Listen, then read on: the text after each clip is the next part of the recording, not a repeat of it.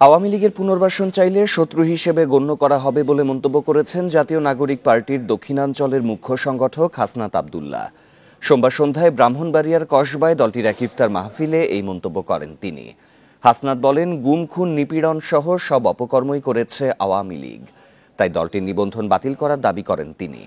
আরও বলেন, নতুন বাংলাদেশে ফ্যাসিবাদ বিরোধী দলের সাথে সহাবস্থান থাকবে এনসিপির, তবে কেউ স্বৈরাচারের পুনর্বাসন চাইলে শত্রু হিসেবে ধরা হবে। রাষ্ট্রীয় কোনো প্রতিষ্ঠানের প্রতি নেতিবাচক দৃষ্টিভঙ্গি নেই জানিয়েছে হাসনাত। তিনি বলেন, সার্বভৌমত্ব রক্ষায় 5ই আগস্ট ছাত্র জনতার পাশে ছিল সেনাবাহিনী।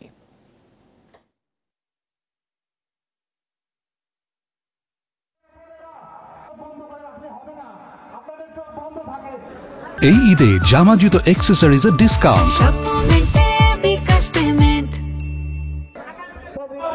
আওয়ামী লীগকে কোনোভাবে পুনর্বাসন করতে চাইবে, যারা ভালো আওয়ামী লীগ এবং খারাপ আওয়ামী লীগের যে বয়ান এখন মার্কেটে আনতে চাচ্ছেন,